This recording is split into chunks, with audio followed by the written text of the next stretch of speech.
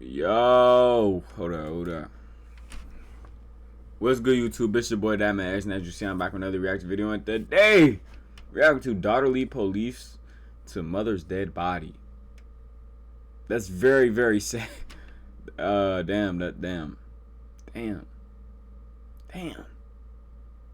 RP to mom. I feel bad for the kids, man. They should never have to see their mother in that state, man. That's sad, man. But like, comment, subscribe, all the good stuff. Let's see what happened, man. You alright, babe? The door was locked in the room. Yeah. And okay, can you sit right here for me? These are the two daughters of 28-year-old 28? Finch. In just a few seconds, they're going to lead the officer to their mother's lifeless body inside the bathroom. eggs were burning and she's in there.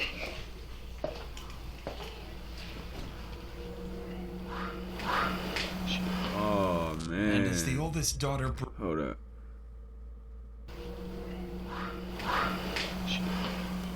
And as the oldest daughter bravely guides her siblings to safety, police are still unsure whether this was self-inflicted or if there's a killer on the loose. That's what I was saying. I'm about to say, But did she do it discover herself? that Ashley's killer is closer to home than anybody expected, pulling investigators into one of the most tragic domestic dispute cases the state of Louisiana has ever seen. Is she alive? No, she's not. They're young. Yeah. What if the kid? I'm thinking. Okay, off rip, Detective X is in full effect. First of all, RIP to that woman, man. 28, man. That's such a young age, bro. I feel bad. It looked like she had 4 kids. That's so sad. But now, Detective X is in his mind. I have 3 things I'm thinking. Either she did it herself, self-inflicted. A killer's on the loose, or one of the kids did it. I'm just, hey, the kid part might be crazy, but stay with me though. Stay with me. Leave the doors alone. I said I'd just shoot you. I don't even know. Dr. Insanity. We've created a GoFundMe for these children, starting with a $10,000 call. But what would shock Louisiana? April On a 7th. quiet April evening in the small city of DeRidder, Louisiana, 2022, I turned police received 16. a terrifying 911 call. I was But what would 16 2 shock days the before. I was in dispatcher LA. is the eerie calmness of the caller. No, I was in LA. I don't know. Where's your emergency? Hi, I need to report a crime. Hey, what's the address? 265 Northridge Drive, in DeRidder, Louisiana. Stay on the line while I get through to police home with us. Thank you. At this moment, Did he do it? the caller hangs up, leaving officers worried he might be in immediate danger. Officer Josh Stanford rushes to the reported address, unaware that he's only moments away from discovering a scene more disturbing than he could ever imagine.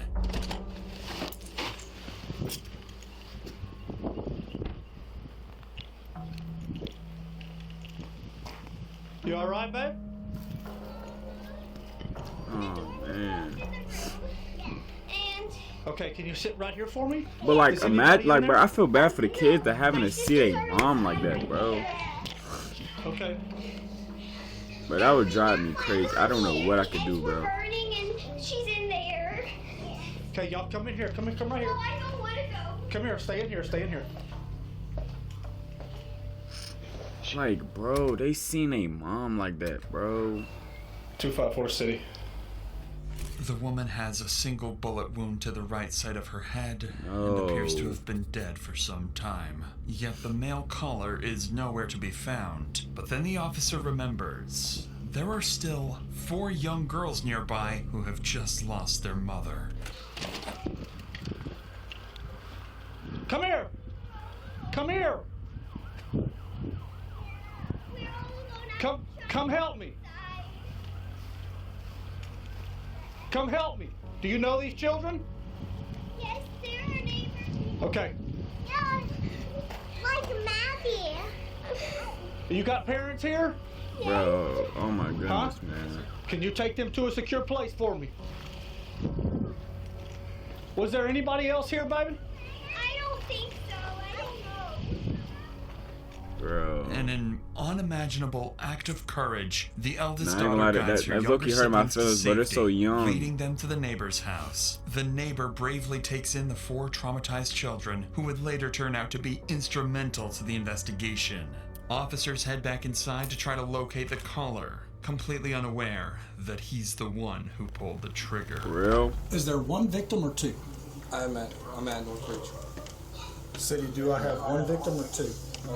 So we need to clear the rest of the house. I'm under the impression there was a male here too.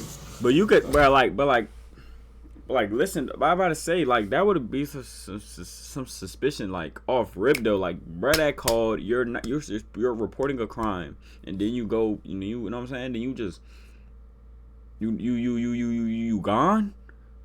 Nigga, like, we got no track of you, bro. I'm thinking, bro, and the way he sounded, it sounded like he did something, bro. He sounds suspicious as hell, bro.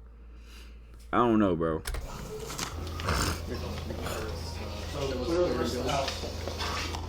City police! Hey. City police! Go right. Police department! Quick! See, when Gladys was on the phone with him, I was under the impression there was a male subject that had been shot. Look out in the backyard. Check the backyard. Check that out. What's that I smell? The eggs were burning. Oh, they cook? Oh, okay. Where's she at? She's in that bathroom. Oh, hell. Everything else clear? Everything else is clear. Officers find no one else inside, leaving them still in the dark about who the caller really is. They'd further look into the victim's injuries and quickly realize there was almost no imminent struggle, leaving officers questioning whether the injuries may have been self-inflicted. Right. But before It's just a anything gun else, right there. they still need to identify the victim. And this is when the officer would make a devastating discovery, one that would turn this into a far more personal case. I didn't want to wait till you got here before I started trying to find an ID or anything. Let me. Hey, you want to turn the stove off? Yes. Damn, bro. Ashley Fish. Nobody else. You said kids were in the house, or another kid? They're across the street. Damn, Ashley bro. Fish. I'm assuming young based off of what I'm seeing here. I went to school with her. Did you? Yeah. So she's from East Beauregard? Yeah. Damn, bro. She That's any kin to sad, Josh man. Fish? No, I don't think so. She's your age though, or? Yeah. Graduated together, so we're about the same. Lead Detective Cooley immediately recognizes the name, 28-year-old Ashley Fish. I feel he bad, knew Ashley bro. as a DeRidder local, someone who married her high school sweetheart and had only recently moved back to Louisiana from Texas. Determined to find answers and uncover who murdered his friend, he turns to the neighbors for more information. Meanwhile, other officers crazy, begin bro. reviewing neighborhood CCTV It's crazy, footage, bro. Like, this searching life for is so anyone who valuable, may have bro, been but at the people don't- house people don't- besides Ashley people don't and the respect it, children. bro. And they're about to discover that someone else was indeed inside. Someone who is already on the run. Detective Cooley, Clark Sheriff's Office. Jump around. Nice to meet you, sir. Yes, sir. Hey, do y'all mind if I ask y'all a couple questions real quick? Yeah, you can ask me anything, but I really didn't see anything. The only one that saw anything was my son. Your son, the one that was mowed. He was mowing out here. Okay. What's your Buddy, Detective Cooley? nice to meet you. Heard you kind of saw some stuff, just a little bit. Not much, but you seen some. Something happened next door. I know this is a serious topic, but I ain't gonna lie, bro. It's kind of hard to not say nothing about the fit, but I'm gonna shut up though. But like, Well, I was just mowing a lawn, and then I saw like the car of the whatever leave. right? Lining up with what the boy saw, another neighbor offers So just ring tell him camera footage pull down showing his a socks, black though. truck leaving Ashley's house just minutes before the 911 call. Desperate to learn who was driving that truck, officers turn to the next neighbor, unaware they're about to speak with the victim's best friend and is someone who knows exactly who the driver is. What's Right. The girls are at my house. Can you tell us what's going on? that? It's not good. Is she alive? No, she's not. Was she shot? Yes. She was out here earlier when about 5 o'clock or so. I saw her out here. Everything seemed fine. There was a truck. That's her best friend. I don't know, man. Is black people just dramatic? I would be thinking like she was like, no. You feel me, bro? She has a significant other. She's going through a divorce, and they're legally separated. But he was here. The black truck was here. Yes, ma'am. Do you think he shot her? Well, I can't tell you a whole lot. I got it. So as long as the children are safe with you for now, we'll take care of it from there. As far as I know, her. Gosh, I'm assuming that it was Tyler was the person that was here. I don't know if that was his truck. He usually drives a black truck. And then her husband's name is John Fish. She would go on to identify their main suspect as 34-year-old Tyler Derechowski, Ashley's new boyfriend. Detectives immediately begin digging into his history, gathering anything they can find, and working to locate him as quickly as possible. But just as they're about to begin the manhunt, another 911 call comes in, and it's from the killer himself. Wow. I need to turn myself in to the police. Okay. I don't know how to do this. Are you wanted? Do you have an active warrant? No, I just committed a crime. Okay, what crime did you commit? I shot somebody. Okay, where are you located? I'm at Burke's outlet in DeRidder. In the that parking lot, guilt started being his butt. Get picked up. Okay, who did you shoot? A woman. Okay, what is her name? Ashley Fish. Officers rushed to the address he gave, an empty parking lot. Still baffled as to why he confessed and why it took him so long to come forward. Knowing he likely killed a woman in front of her children, they brace themselves, fully expecting anything to go wrong at any moment, or even an ambush. The suspect is going to be in Burke's parking lot.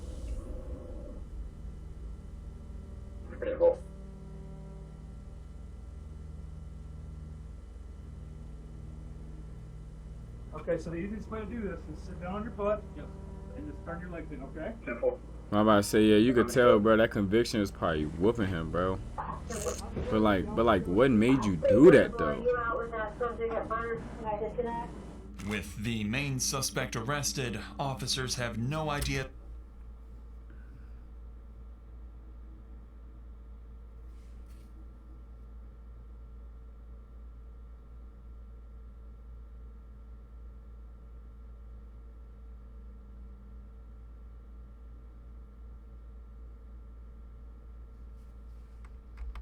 Enough said, bro. The investigation is see moments why. away from taking another unexpected turn. School When they search Uber his vehicle, activities. they find no weapons, but they do find multiple prescription drugs, vials of testosterone, and syringes. To their surprise, he was out of it. Tyler seems unusually calm for someone who just took a life. And it would quickly become obvious that this calm, controlled demeanor is part of a plan. A plan to get away with murder. If you're still comfortable talking to me, can you tell me a little bit about what happened? Okay. This woman and I got in an altercation last night. Things were kind of falling out between the two of us, just relationally, and I was getting ready to move back to Oregon. Oh, he's getting ready to lie. She pulled out, she had a gun in her drawer. She loaded it and was pointing it at me, and we started fighting, and it went off. Tyler insists he shot Ashley in self-defense after she pulled the pistol on him, immediately complicating the investigation. Once he's brought into the station, officers relay this information to the team at the scene, who would begin searching for anything that might support his claim. And unexpectedly, they do find one piece of evidence in Tyler's favor. Right. The murder weapon itself. Here's what I've got right now. I know you got a lot of information coming in. Cameron has got the suspect, Tyler Grabowski, over at Park Terrace. He gave himself up without any problems. And he told y'all that he did it. Yeah. They see the hair in it. I've called in the serial number. Damn. Smith & Wesson. She been here for a minute? If I had to guess, I mean, 'cause she's still having some coming out of the wound.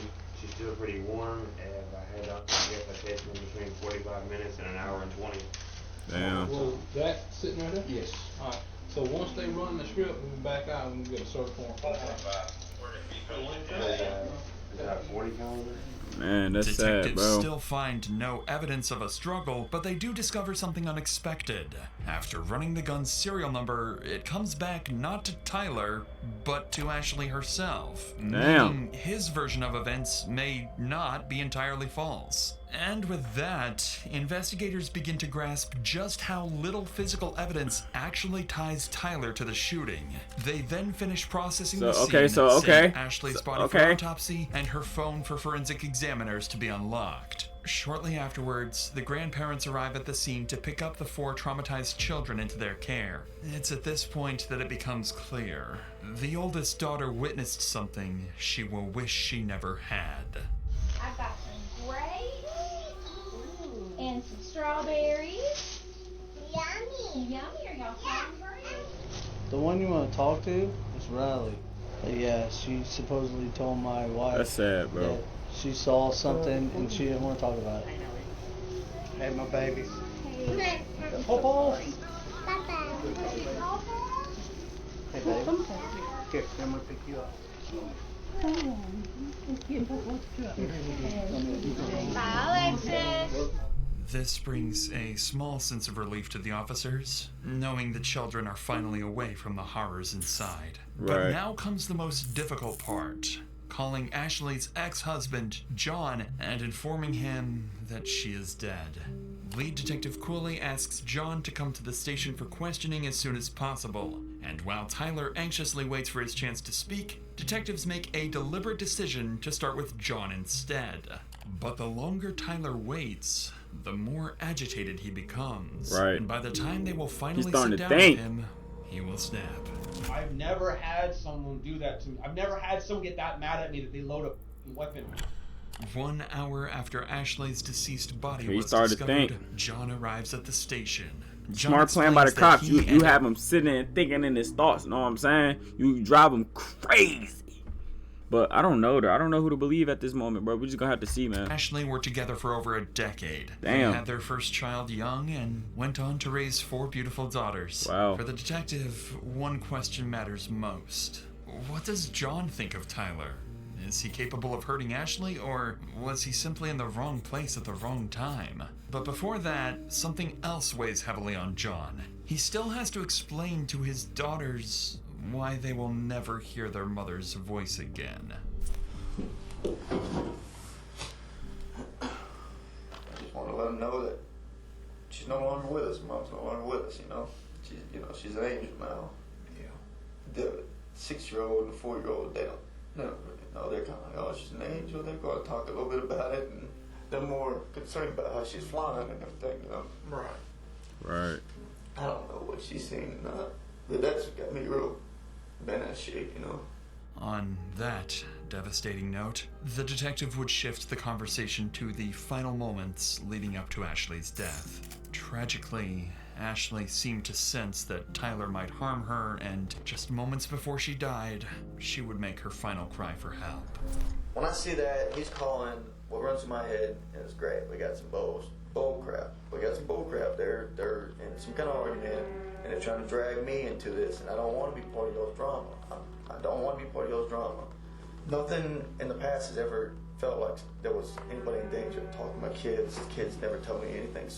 Oh, so I'm saying, like, okay, I just seen a message talking about, like, she's text, like, he won't leave.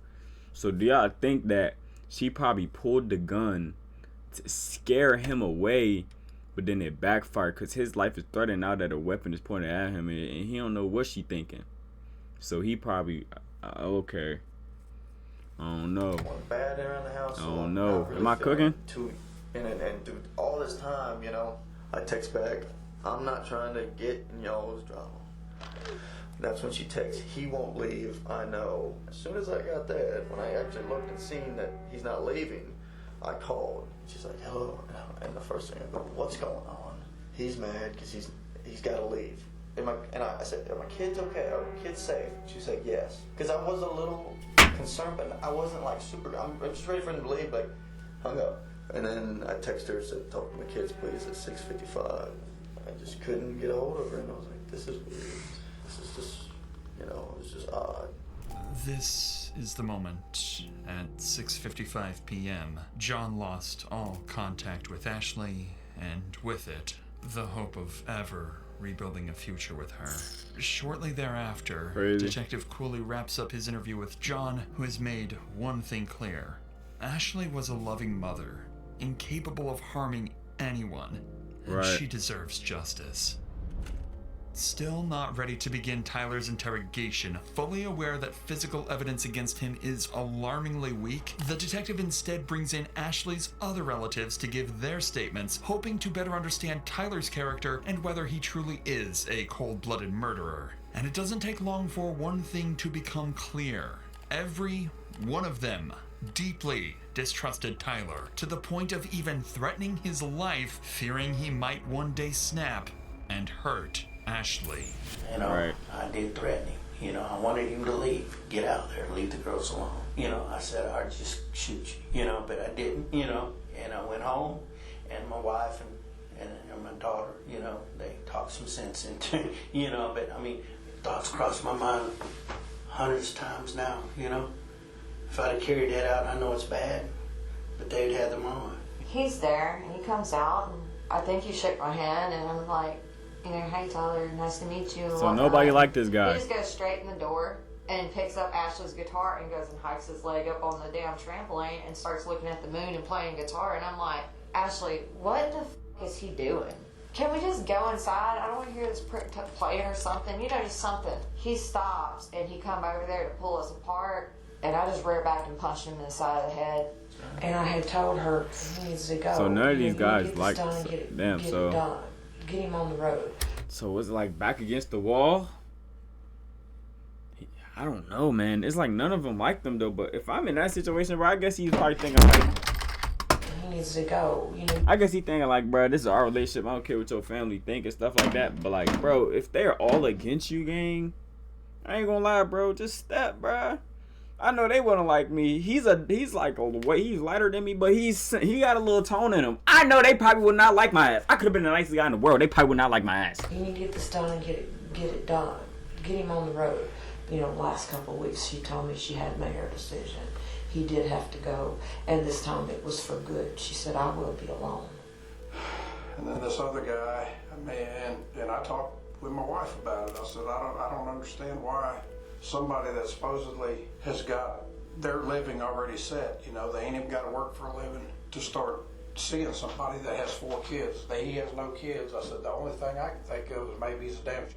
I said, that sounds suspicious to me, you know? Yes. It quickly becomes clear to the detective that Ashley's relatives all wish she had stayed with John instead of Tyler, a walking red flag fully capable of snapping at any moment. But everything else investigators have is still circumstantial. Still, there's hope. Police did find some concerning items in his car. Multiple anabolic drugs known to affect mood, judgment, and irritability. So he might have been crazy. Even with these findings, detectives are grasping at straws. Yet, with time slipping away, Detective Cooley knows he can't wait any longer. It's time to come face to face with their killer, who, by this point, has been waiting for hours, growing increasingly impatient to speak. With the right lawyer, he has a real chance to walk free. Without one, a single wrong word could now cost him his freedom for life. And for Detective Cooley, this isn't just another case. Ashley was his friend, someone he had known for years. Yeah, bruh, he knew that wasn't his personal friend though, bruh. He knew her, gang. He graduated with her. That probably wasn't his close friend. He has to sit across from the man who has already confessed to killing her. Okay, if I record, it's just help me keep everything in track. So, my biggest thing is I want to know who you are, because that's very important. We need to know who Ashley is. That's very important. It's not just the events of what happened tonight. It's the whole totality of the history with you guys, because that's going to help best explain everything that led up to where we're at. I'm gonna tell you that you remember the saying, "The truth will set you free." Right. The truth will set you free in here. It's up to you. I can't make you. I would love to know. We would all love to know, just for the sake of you. Let her know the truth. For the sake of Ashley, obviously.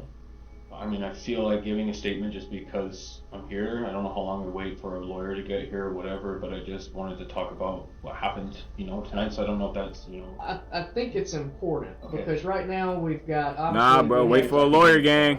I left about 6 p.m. a little around 6 p.m. I'm not even quite sure when it was when I called the actual police department or called 911. What I had left it as, there were 4 children in the house and a woman.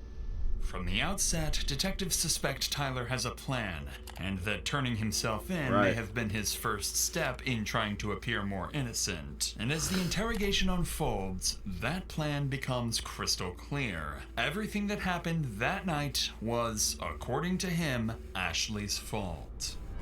The woman and I had an altercation with a loaded weapon, and she had a bullet in her head. Never initiated violent contact on her like that.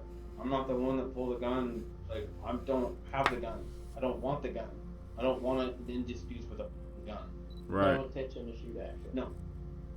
I've never had. I don't want to take a mother away from her 4 kids. That's not my thing.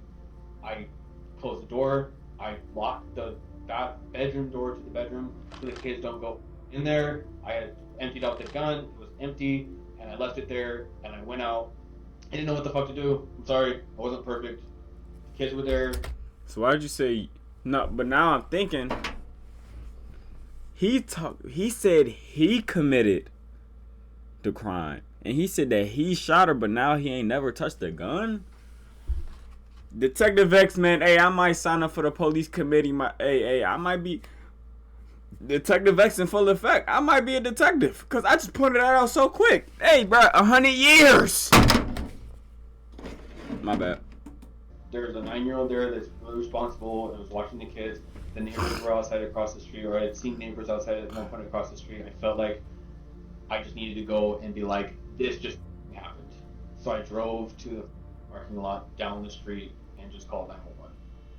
In Tyler's own words, the shooting was merely an altercation. But what stands out even more is how he refers to Ashley only as The a woman. never as his partner or ex. Up until this point, Tyler has not shown any emotion when talking about Ashley, but detectives can sense something beneath the surface. Tyler avoids eye contact. He rambles, fidgets, and appears restless, almost like he's on the verge of a breakdown. And the moment detectives ask about Ashley's children, Tyler would finally crack.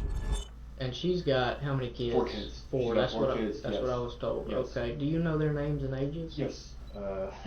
Yeah. Emma's 2. Josie's 4. Lexi is 6, and Riley is 9. Crazy. Were they all at the house tonight? Yes. Okay. This is the first real emotion detectives have seen, but they needed to determine whether this is genuine guilt, a calculated tactic, or emotional instability tied to his anabolic substance abuse. Right. Aware that Tyler could shut down the interview at any moment, Detective Cooley grows more cautious, so he starts carefully probing Tyler about any problems in his relationship with Ashley. And this is when Tyler would slip up. I was married for 5 years, and I felt like a man of honor, and I had a ring on, and I was proud of Right. it. I was proud to be married. I was proud. Let's to be listen, husband. chat. I fell into this weird relationship that I never wanted, to be in. I've never wanted to be a part of, and I just went down this road that I just kind of felt like I could never escape from. It was like drowning in it, So I'm just like I was able to divorce in Oregon. So you feel like you had to take her out to get out of it. It went through in just Quick, a but- couple months, and it was finalized and it was done. Her thing has been a year. Right. It takes a year for them to do the separation process and everything, and so we've just been kind of in that whirlwind of back and forth with everything and stuff. And I've thought about leaving multiple times. I've wanted to leave multiple times just because it's kind of too much to just take, being like, am I taking this woman away from? Am I taking this man away from 4 kids, his 4 kids, whatever? I just have felt I felt a lot of guilt in my life in this relationship. According to Tyler, he felt guilty and was planning to walk away from the relationship. But detectives already know this isn't true. Ashley's ex-husband has already shown investigators messages in which she repeatedly complained that Tyler refused to leave. Right. Additionally, detectives uncovered love letters exchanged between Tyler and his ex-wife. Proof he wasn't trapped at all. Right. To my love, by the time you see this letter, you're miles away from me. Don't be mad. I hid one last love letter in your things. You defeated the world to get to me. I'm never going to forget about you. Don't forget about me. I hope you're ready for when we meet again. It's clear to the detectives that Tyler left his marriage by choice and could have gone back at any moment. Right. So Detective Cooley would push further into the dynamics of their relationship, asking whether things had ever turned abusive. It's at this moment that Tyler's mask would slip, revealing a deep insecurity about Told you, his nigga. masculinity. Should've waited for that damn lawyer, boy. You thought you had it yourself, gang. You thought you had it all thought out, bro. You going against trained professionals, gang. I'm asking for a lawyer, and you could leave at any time, bro. Hey, man. Hey, I was about to say free Tyler. Hell no, I know you locked up, but you need it, bro. You don't kill no girl, gang. You don't kill nobody, bro. Everybody's life is valuable, bro, but a girl, though, bro. And a resentment towards Ashley. This is why y'all don't mess with and this is less for everybody, but don't mess with a girl that got a boyfriend, cause you don't know who they might be crazy, they might be dudes like him, and they might end both of y'all. Has it ever become physical? Has she ever hit you, struck you, kicked you, slapped you? Slapped. A couple times, just kind of slap with things, shoes or something like that. She's hit me with like shoes and stuff. Out of anger? Frustration, yeah. She hit you hard?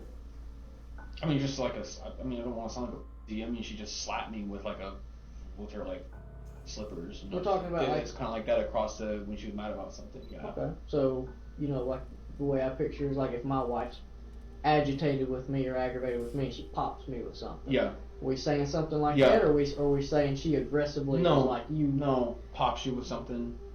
I'm saying middle ground of that, just kind of like pissed about something, but just that's how she's reacting to it. Right. But she wasn't like overly I'd never seen a level of aggression to this point with the gun. I don't know where that came from. I have no idea. I've never seen her do anything, pull any shit like that ever. Right. I didn't even know she could. But now, Tyler would inadvertently reveal something far more disturbing about himself. Right. As part of their Let's custody listen. agreement, Ashley wasn't allowed to have anyone stay overnight, including Tyler, a rule he knew very well. And as soon as their relationship began to fall what do you apart, mean? Hold up. Tyler's first instinct was to expose that violation to her ex-husband, knowing full well it would cost Ashley custody of her children. And so our Oh, relationship why? was falling out here. Why? And I threatened to tell him the truth when I was getting ready to leave. I was going to call her husband and be like, I've been spending the night here. I don't know what legal ramifications it's going to have for you guys. He was being a lame. World, I've been in this relationship with you. This relationship has hurt me in a lot of ways. I've sacrificed a lot of things. And for me to go and have closure, I think that I'm just going to let John know the whole truth. I think he deserves to know the truth. And I'm sorry. It was kind of an ugly ending for both of us, this woman and I. Tyler has shown how quickly he can retaliate, and he was trying to be. He was being justify lame. harming Ashley whenever he was felt being the need lame. to do so. But according to Tyler, what happened next wasn't just another argument. He claims Ashley suddenly escalated the situation to a deadly level by pulling a gun on him. Right. She has a loaded gun, or she has a gun in her drawer next to the bed, and I was in the bedroom talking with her, and she loaded her gun and cocked it back and basically told me that she wasn't going to let me call until. And so this just went to 1,000, 0 to 1,000 in one blink of an eye. I'm in the bedroom talking with her, having a normal conversation, and she's loading. Okay. I could see that though. I could see that in that point. I could see that happening. You're not gonna do this. I promise you're not. She probably was never gonna shoot it, bro. She probably used it to scare him. But in a sense, you can't point no gun at nobody and not expect them to think that you're trying to take their life, gang. I ain't gonna lie, bro. I could see him saying that, bro. But if he was really smart about it, gang, you could have left and called him about it. That's all I'm saying. You could have left. If you want to finesse, bro, you could have just left and called him on your way while you was gone, bro. Duh. But hey, man, I don't know. Gun in front of my face, and she has a pistol. Literally packing some stuff, putting some stuff in the drawers. I wasn't doing shit. I didn't hit her. I wasn't like fighting her or anything. I was just talking. And she like loaded her gun and was pointing at me. I just know that like that's where that started from. And I'm not saying that to dig myself in the grave like, oh, the past, he never saw it happen and now she did it. That sounds like bullshit. No, she did it though. I'm a man. I'm a lot stronger than her. I was aggressive, but it was like, she's shot that gun before. She knows what the fuck she's doing with it. I don't shoot guns. I didn't barely shot a gun in my life. And so the whole way it happened, I feel like for me, I didn't mean to do anything. I didn't mean for her to do anything. It was like, basically felt like it was like just fighting for my life. And I feel like it was like, this is how it ended. According to Tyler, this chaotic struggle wasn't aggression, it was survival. Detectives continue to press for details about what happened in the bathroom, and what Tyler would say next would either support his self-defense claim or unravel it completely. Okay, how long from the time she came into the bathroom to where it escalated to the point she gets shot? Talking about seconds or minutes? 2 minutes probably. Talk to me just about struggling. Those 2 minutes. Talk just to me fighting, about trying to. It's a combination of talking, moving the gun around each other. Just like I'm trying to grab her, I'm trying to hold on to her. It's just like it was just felt like it was like fight for survival. I don't know what was going on. I felt like she was gonna kill me. So at no point you stripped the gun from her and had the gun in your hand totally? Not until it was over. Not until she was on the ground. Were you on top? Was she on top? Behind.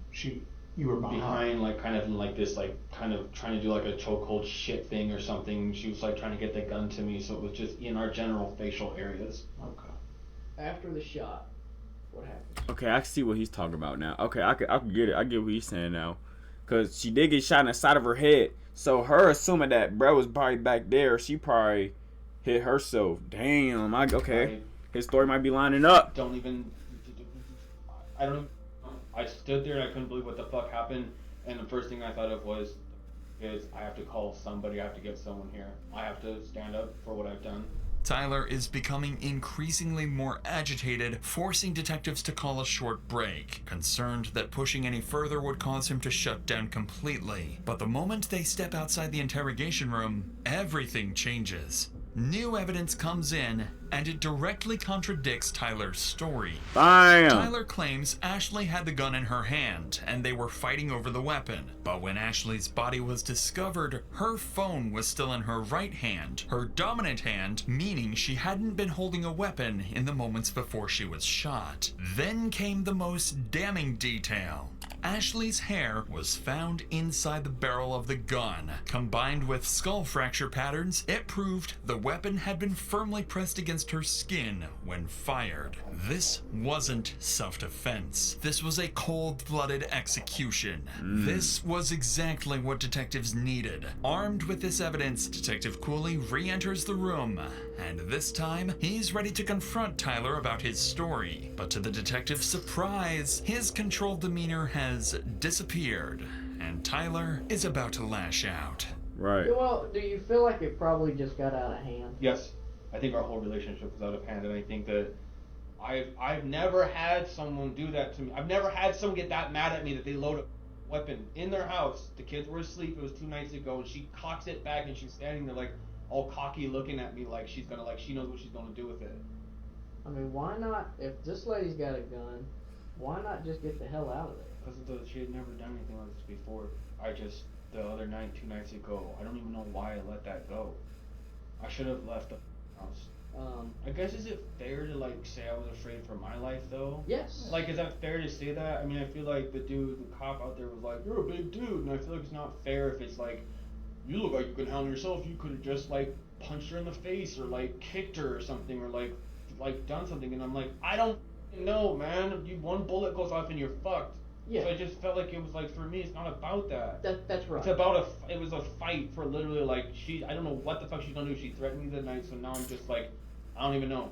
It just feels like it was an accident. I didn't try to murder anybody. I didn't try to kill anyone. I don't know how, I don't know what happened. I don't know. I worked in the medical field and I know that it's not good. I know that. Tyler's words no longer sound like the frustration of a man defending himself. They sound like hostility towards someone he blames for everything that happened. Right. But this is when Tyler would start to realize he isn't coming across the way he hoped. And when detectives press a little harder, they're about to make their biggest mistake, pushing Tyler to shut down completely. Did he I'm crash? still missing some things that I feel that you're kind of rushing through, and I think it. Processing today. I just want to feel like I'm like someone's like on like kind of listen like on my side. On your side, right? No, but I'm not trying to. I get what you're saying. I know I've seen this in the movies. I know what I'm trying to do. Like it's like the more I tell them now, it's like the better it looks. Like the more I just tell them now, it's like. But I'm getting to that place where it's like we're at like the part of everything that happened. I'm trying to be really careful. Like if I fuck up or if I say something stupid, I don't know what. The more I talk, I feel like the more it's like gonna look like, oh man, dude. I'm trying to explain the best I can of what happened.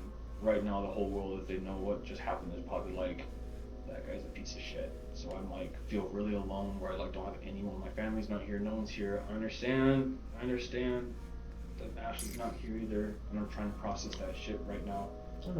But what we're gonna do is we're gonna refrain from any more questions. Understood. If you feel compelled to re-engage or say anything, you are more than welcome. I know I appreciate you guys being patient with me. I know you guys gotta do this with people and stuff, and I'm not trying to tell you guys I don't want you counsel, and I don't want to tell more and more and more. I just feel like I'm at that point looking at that piece of paper, what I told you.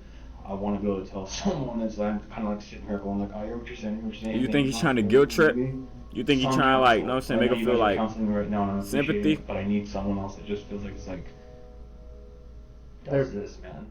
It's at this point that Tyler refuses to answer any more questions until his lawyer arrives. But with the evidence stacked against him, Tyler would ultimately be charged with second-degree murder and 4 counts of child abandonment. He would go to trial maintaining that he acted in self-defense, but the state's case would be overwhelming. Tyler would be found guilty on all charges, sentenced to life in prison with no chance of parole. Thank you for watching and supporting our team. To help the 4 children affected by this tragic case, we've set up... Hey, I think he did it, man. I ain't gonna lie, bro. That's sad, gang. I feel like the biggest loss in this, though, she definitely lost her life, bro. And that's a big loss, too, because life is very valuable, bro. Man, it's very sad, man. God bless her family. Hopefully she's in a better place.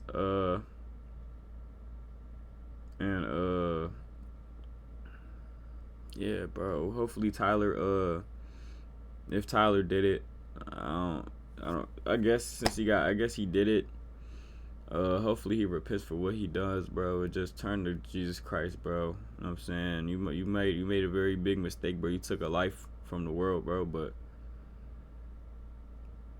just talk to Christ, bro. He'll forgive you, gang. The people might not forgive you, bro, but our Father will always forgive you, bro. Just turn to Christ, bro. Hopefully Tyler changes, man. The biggest loss is the kids, though, bro. I feel bad for them, man. This is like 3 years ago. The girl's probably 12 now. She's in middle school. So I'm sorry for all that, man. But yeah, though, like, comment, subscribe, do all the good stuff. My condolences.